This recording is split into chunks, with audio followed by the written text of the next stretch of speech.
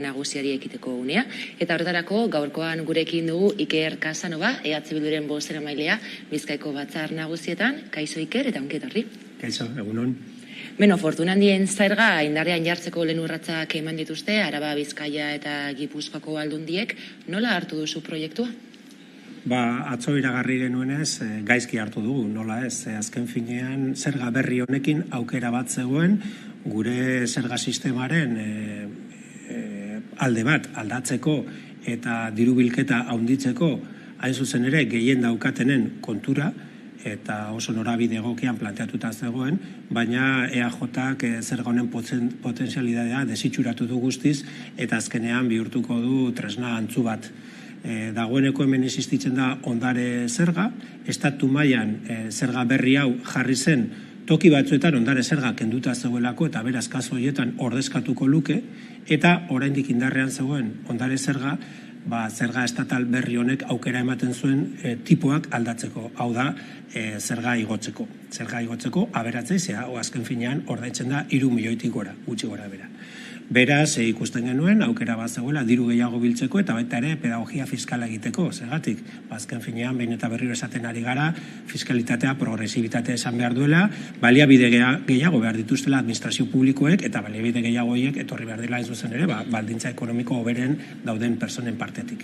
Beraz, EAJak egin duenarekin, galdu ditugu bi aukera, alde batetik diru bilketa hobetzea, ze azkenean gauzak gutxi gora bera daude moduan geldituko dira, eta baita ere fiskalitatean pedagogia egokia egiteko aukera bat gizarteari begira proiektatzen, fiskalitate berri baten oinarriak zeintzu izan beharko ziren. Kontutan hartu behar dugu, reforma fiskal baten atarian gaudela, eta lehenengo urratsa hau baldin bada, beldur gaude, etorriko dena ere hildo beretik jungo den. Hau da, aberatzen aldeko fiskalitatea, eta azkenean azaleko aldaketa minimo batzuk egitea, baina benetan herri honek behar du reforma fiskal sakonari aurre egin gabe. Aukera bat galdu da beraz, eta zein da orduan lurralde bakoitzaren egoera?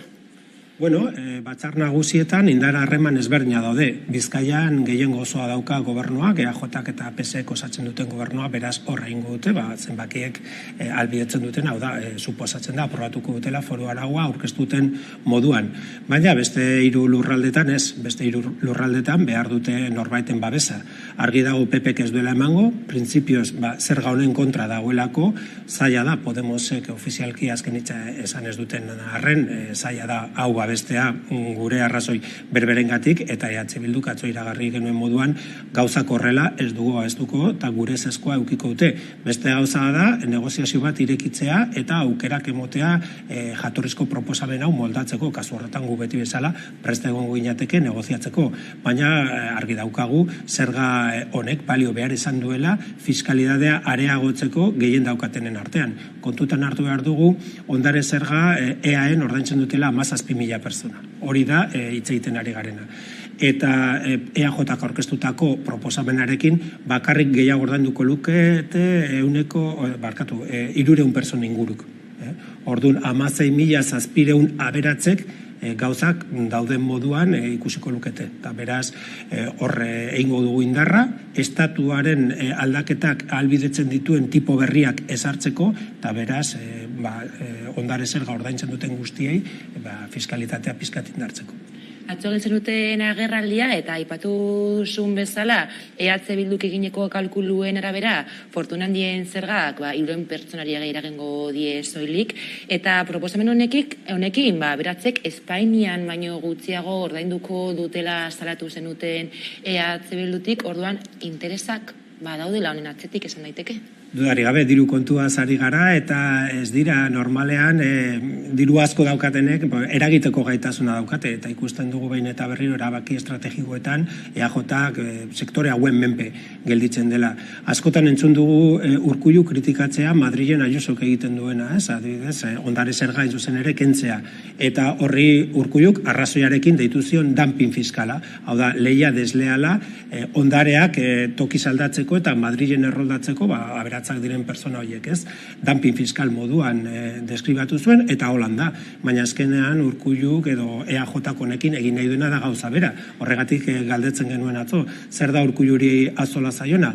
Dumping fiskala existitzea edo dumping fiskala beste batzuek egitea, ze beraiek aukera izan dutenean gauza berbera egiteko eskala txikiago batean egin duten, ez dute kendu zerga osoa, ez da Madrilen egiten den hain agerikoa, baina uko egin diote fiskalidadea berdintzeko, eta beraz hemen pitin bat gutxiago ordainduko dute hemengo aberatzek. Beraz, uste dugu justu kontrako norabidean joan beharko ginateke. Fiskalidadea gai delikatua da, ezin duzu jarri nahi dituzun zergak, hori egia da, baina aipatzen genuen pedagogia norabide horretan, bai saiatu beharko ginateke berdindu edo pizkat gehiago ordaintzea hemen, ze gizarte moduan beste parametro batzuetan kokatu behar dugu gure politika fiskala. Urkullu aipatu duzu Iker, azken asteetan Urkulluk greba deialdiak oposizioarekin eta batez ere EH Bildurekin lotu ditu. Ez dakit horren inguruan zer duzuen esateko? Bueno, kanpainan zehar esan nion Urkulluri kalea falta zitzaiola, ez? Orain gaztek esatu moduan, te falta kai, esan nion, eta asko azerretu ziren eta hartuzarrek erantzun zidan, ez? Baina argi dago, horrelakoak esateko errealitatetik oso urrun egon behar da. Oso urrun, benetan gure herriko jendeak pairatzen dituen arazoetatik. Gaur ona gentozenean ikusi ditugu protesta ezberdina Bilboko kaleetan, ikusi ditugu ostalaritzako jendea, ikusi ditugu mekanerreko langileak, ikusi ditugu hezkuntzako edo unibertsitateko irakasleak 20 minututan Gran Biatik paseatzen. Horrek ez dio erantzuten inolako estrategia politikori, horrek erantzuten dio lan baldintza eskasei, enpresen arazoei eta sektores berdinek daukaten arazo larriei. Eta ez horiek lan gatazka, baizik eta edozen hiritarrak momentu honetan dagoen egoera ekonomikoaren aurrean ikusten ari da, nola bere zailtasun ekonomikoak areagotzen ari diren. Inflazioa dela, hipotekak direla, etxebizitza kontuak eta bar luze bat. Horregatik pentsatzen dugu oso kezkagarria dela Urkulluk horrelakoak esatea. Edo nahi eta gezurra esaten du, edo benetan sinesten badu, ez dakit zen izango den aukerariko txarrena, edo gezurrak esatea, edo benetan sinestea esaten duena. Ze oso larria izango zen horrelako azterketak egitea, ez? Eta gero, horren ondorioa da, ez bada ulertzen kalea, ez bada ulertzen gertatzen ari dena, jendearen gandik kezketatik hain urrun kokatzen badira, oso zaila daukate benetan erantzun egokiak emoteko, eta azken finean horrelako azterketekin berresten dugu aspaldi esaten ari garena. Ziklo politiko bat agortu dela herri hontan, eta EAJak ez bada jendea entzuteko, oso zaila daukate jendeari erantzuteko gaitasuna izatea. Eta grebez gabiltzala, Euskal Herriko Mugimendu Feminista azaroaren 30erako greba orokor feministara deitu du. Atzoko egunean sindikatuek greba registratu zuten Nafarroan eta gaur Araba, Bizkaia eta Gipuzkoan egin dute. Igandean, Berria egunkarian, Itsaso Atutzari egindako elkarrizketa bat argitaratu zuten, eta bertan Atutzak esaten zuen ez dagola grebarako arrazoirik. Bueno, ni ez naz mugimendu feministaren bozera maila, eta ez dagokin niri eta gizonoi ez dagokigu horre lidergoa edo bozera maietza eramatea. EH Bildu saiatzen da erakunde feminista bat izaten, saiatzen ari gara, porque badakigu gizarte osoan bezala gurean ere baudela oraindik inertzia asko eta patriarkatuaren zantzu asko, eta saiatzen ari gara horri aurre egiten eta erakunde feminista bihurtzen, eta norabide horretatik mugimendu feministaren zerbitzura jartzen gara.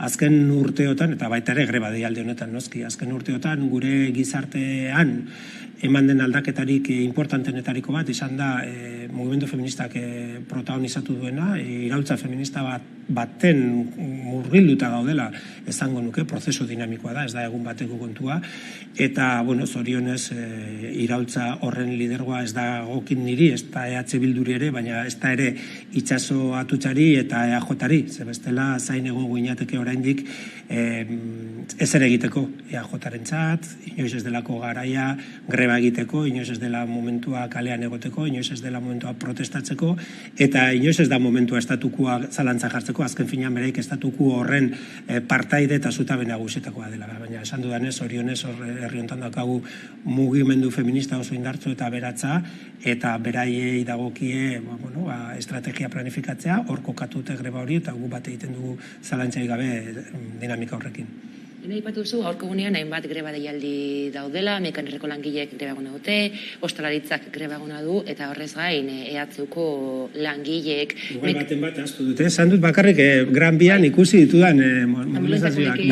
Badute, baina gaur hilon protestak izan dira horienak adibidez. Eta mekanerra ipatuta, EH Bilduk Industria 5.0 plana aurkeztu zuen, mekanerrik itziera iragarri du, izatez ondaritzak dio, enpresa ez dela bideragarria. Itziera hori zaiesteko, ez dakit zer egin daiteken, gaur adibidez mekanerreko langileek greba izateaz gain, Jaurlaritzako enplegu zelarekin bilera izan dute, ez dakit, zeo zer egin daiteke itziera hori eragozteko edo ez soilik mekanerrekoa, baizik eta industriaren alde zeo zer egiteko. Bai, eta mekanerren inguruan erantzun baino lehenago, aipatu nahiko nuke ere Laudion dagoen Glavista enpresare, momentu oso latzetan dagoena, espero dugu konponbide bat topatzea, azken finean enpresa horrek ere, Glavistak ere, auka aukerak, etorkizunean irekita mantentzeko eta jarduerarekin jarraitzeko, baina negoziazio komplikatua dago multinazionalarekin, espero dugu konponbide bat topatzea. Eta mekanerren kasuan, oso kasu paradigmatiko baten aurrean gaude, enpresa berez ez dauka galerarik, enpresa da multinazional handi baten partaidea, trokeleria bada, Estelantis taldekoa da, mundu mailan dagoen autogintza talderik handienetako bat, igual Estelantis izena ez da hain ezaguna, baina horatzean dago Peugeot, Citroën, Fiat, marka ezberdinak. Enpresa berez lantegiak dirua ematen du, gutxi baina dirua ematen du, baina multinazionalak nahi duena da kosteak aurreztea eta produkzioa Txinatik ekartzea.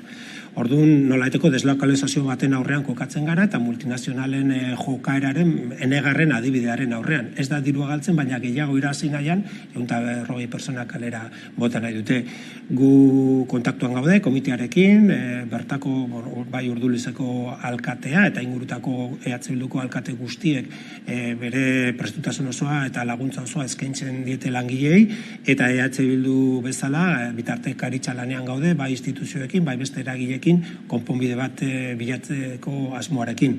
Bi aukera daude, edo trokelgintza jarduera mantentzea, edo transizio bat egitea, beste eredu batera, hor dago lantegia, instalazio batzuk, langile kualifikatuak.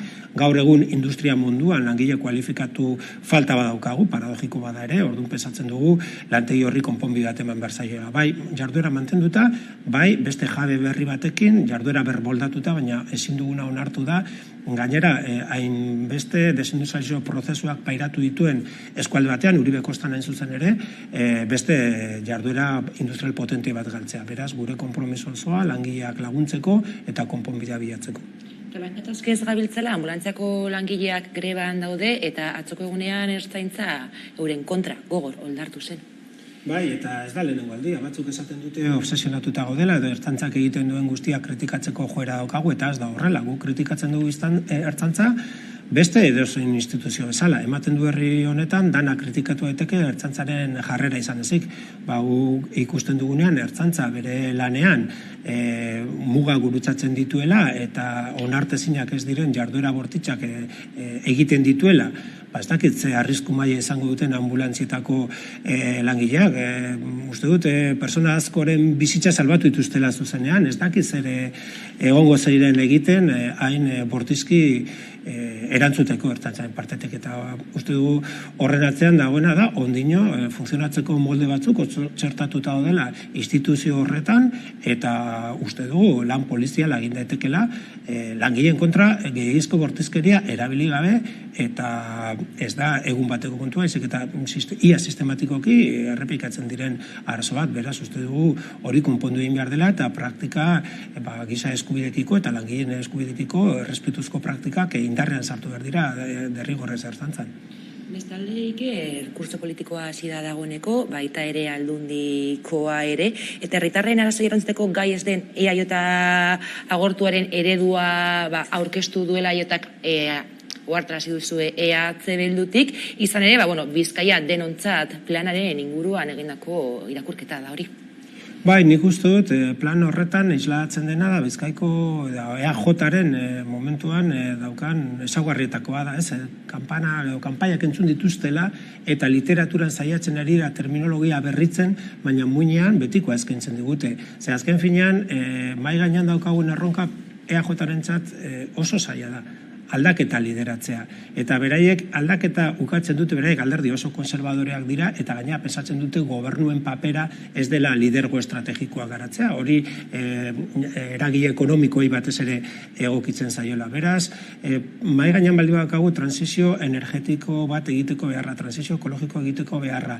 Aberastasunaren banaketan aldaketa sakonak emotea, aldaketa feminista, eraldaketa feminista, eta bar luze bat, eraldaketa prozesu sakon batzuetan murgilduta baldin bagaude, eta gure deialdia baldin bada gobernu sendo batek prozesuik lideratzea jendearen mesedetara jartzeko, bestea jendearen gainetik pasatuko dira, EAJak ez du ulertzen kontzeptualki hori egin behar denik, eta saiatzen ari da, esaten nuen moduan, zertzelada berde batzuk edo feminista batzuk jartzea literaturan, jarraikortasunari edo jarraikorkeriari ekiten diote, ze beraiek ere aldarrikatu dutenez, kontinuismoaren ikurra altzatu dute, eta lehendik zauden proiektuei jarraipena emoteko mugatzen dira gutxi gora bera. Beraz, uste dugu, kezkagarria dela, ez soilik EH Bilduren ikuspuntutik, lurralde moduan, ikusi behar du orain tren batzuk abiatzen ari direla, eta tren horiek bai ala bai hartu behar ditugula. Eta gobernu honekin ez gara garaiz helduko geltokira, eta tren horiek eskapatuko zaizkigu. Eta horrek ze suposatu dezake, adibidez gure ekonomia, gure industria, gure ikerkuntza sistema, baita ere gure kohesio sozialan, erronka demografikoaren aurrean, atzera pauzu nabarmenak izatea, eta hori oso arriskutsua da. Beraz, transizio momentu honetan, uste genuen, eta horrela proposatu genuen hauteskundetan, Bizkaia behar duela lidergoa hartuko duen gobernu berri bat. Zoritxarrez, hiritarrok beste aldarri batzuk aukeratu dute, hori dudari gabe onartzen dugu, baina oso keskatuta gaude, eta saetuko gara oposiziotik ere paper proaktibo bat betetzen, azken finean, hau ez da alderdi bat edo besteren erronka, izik eta lurralde honen erronka, eta bezatzen du oso garrantzitsua dela horregotea. Eta EAJaren proiektu ez, Guggenheim Urdaibai proiektua aurrera doa, Guggenheim Urdaibai esto plataformak gogor kritikatu du proiektu hori, eta Elizabeth Etxanobek bitartean adierazi du bai ala bai aurrera aterako dela proiektu hori, eta gaina horrez gain Etxanobek berak adierazi du biosferan ez duela kalte egingo eraikinak edo proiektuak. Zer duzu esateko horren inguruan? Esan genezake, proiektu honen inguruan biltzen direla aipatu ditun EAJaren gaitz guztiak, ez? Ekologia aipatzen dute, baina gero biosferaren erreserba den toki batean egin nahi dute museo bat, eta ez da zoiek inpaktu zuzena. Nola jungo da jendea museo hori ikustera? Zenba milaka persona jungo dira egunero museo hori bizitatzera? Eta nola desplazatuko dira segurazki, garraio pribatuaren bidez, errepideen saturazioa ekarriko dute, dagoeneko batez ere udaran, oso densitate, oso trafiko fluxu intensoak dituen zonalde batean, beste aldetik enpleguaren ikuspuntutik, danok aldarrikatzen dugu industria, baina ikusten da apostua zerbitzuak eta turismoa direla, ekologia aipatzen dute, baina justu Bizkaian dagoen biosfera reserva bakarrean naturaren indarra eta baliatzean oinarritzen den eskualde proiektu bat gauzatu ordez, etortzen dira arrakasta zaharra errepikatuko borondatearekin, ez? Garai batean uste dute Guggenheim ondo atera zitzaiola, eta pentsatu dute hemen arrakasta hori errepikatu ditekela. Busturialdeak behar du hausnarketa sakonago bat, egia da arazoak dituela, egia da eskualdeak kanpoko inbertsioak ere behar dituela, baina egin behar du apostu integral bat, apostu sozioekonomiko bat, industrian aldeko apostu egiten dena, eta batez ere egin behar da eskualdearekin eta bertako jendea eta eragilekin elkarrizketaren ondorioz, hemen ondorioak kokatu dute prozesua baino lehenago. Norbaiti buruatu ditzain hor museo bat egin behar zela, eta horren badirudi, hau dela, bai ala bai, aurrera ihes egiteko zaiakera bat, ez? Oazen hitz egitera, oazen elkarrizketa sozial bat aktibatzera eskualde horretan, eta ikusiko dugu, igual museoren bat edo beste elementura bat egon behar du, baina guk uste du planteamendu sozioekonomiko integrala egin behar dela Busturialdearentzat, Bizkaiko beste eskualde guztientzat bezala. Eta etxebizitza legea indarrean dago, mozioak aurkeztu dituzte hainbat udalerritan, gune tentsionatuak izendatzeko, izan ere, Euskal Herrian, izan alokairuen prezio altua edo etxe utzen afera arazo larria bada, ez dakit mozio horiek aurkeztuta ere, irtenbidea eman gozaio arazo honi. Badakizue, hemen EAen badagoela honen inguruko bi jarrera, alde batetik etxebizitza legearen aplikazioaren aldekoak garenok, eta ez aldetik EAJ eta PP kontra daudela, Guk pentsatzen dugu lege honek tresna berriak eskaintzen dizkigula. Ez digu ezer kentzen, ez gaitu inbaditzen, ez da eskuduntzen galera bat kontrakoa. Tresnak eskaintzen dizkigute, lehen komentatu duguna fortuna handiko zergarekin bezala. Tresna berriak eskaintzen dizkigute. Eta gu pentsatzen dugu tresna horiek baliatu behar direla. Lehen aipatzen genuen ere EAJaren distantzia jendearen arazoekin, baina edozein elkarrizketatan, edozein pertsonarekin, etxebizitzaren afera agertzen da behin eta berriro arazo nagusietako bat bezala. Ez bada pertsona gazte bat arazoa ditula etxetik juteko, bada guraso bat, seme alabak etxean dituela ezin direlako emanzipatu. Eta gero ondorio demografikoak, emanzipazioen atxerapena, eta bar luze bat. Beraz, etxebizitzaren afera dago arazo sozioekonomikoen erdigunean. Eta guk pentsatzen dugu ausardiaren momentua dela. Horregatik, guk gehiengoa daukagun odal guztietan, baldintza betetzen badira, gehienetan betetzen badira, saiatuko gara, zonalde tensionatuak izendatzea, eta gero beste instituzioi egokituko zaio, horren aurrean behar diren neurriak hartzea, alokaeraren igoerei muga jartzeko. Hori da, eskuratu duen tresna berria, eta hori da EH Bildu aprobetsatzen saiatuko den tresna. Eta bukatzeko Iker, hauteskundeen ostean mapa politiko berria edatu zen, zabaldu zen Euskal Herrian, Bizkaian egia da, EH Bilduk ez duela nagusitasuna, hala ere aldaketa garaia aipatu duzu lehen, eta Bizkaian oposizioko indar batek inoiz edukitako indarrik handiena du, zehozer egiteko aukera badago, ezta? Bai, guk uste dugu, azken hauteskunden ondoren Bizkaiko mapa politikoa aldatu dela, eta baita ere plano psikologikoan, jendea Bizkaian politika beste modu batean ikusten du. Gu saiatu ginen hauteskundetan gure emaitzarik onenak lortzen, eta lortu genituen, apostu hori egin genuen, baldintzak ikusten genituelako, bestela farol baten iraupena, edo ikusten baduzu gero porrota daukazula, ez guk esan genuen, inoizko emaitzarik onena lortzera goaz, uste gulako hortarako baldintza daudela, eta lortu genuen. Eta era beran koitu zen, kontrako norabidean, EAJak sekulako kolpea jasan zuela. Beraz indarrak parekatu egin dira dezente Bizkaian, eta ezinezkoa zirudiena badirudi orain irudikatzen hasi dela. EAJ dauzka 23, gu dauzkago 15 ordezkari, eta, Bizkaian lehia dago. Eta hori oso importantea da. Gainera, pentsatzen dugu, ona etortzeko joerak mantentzen direla oraindik. Hau da, alde batetik EH Bilduren gorantzko joera, ez dugu uste apaltasunez, baina, azterketa hotz baten ondoren pentsatzen dugu gure gorantzko joera jarretzen duela, eta EAJaren berantzko joera ere uste dugu mantenduko dela. Azken finean, lehen aipatu dugu, Urkulluk egindako analisi hoiek egiten jarraitzen badute, jarraituko dute jendearen gandik aldentzen.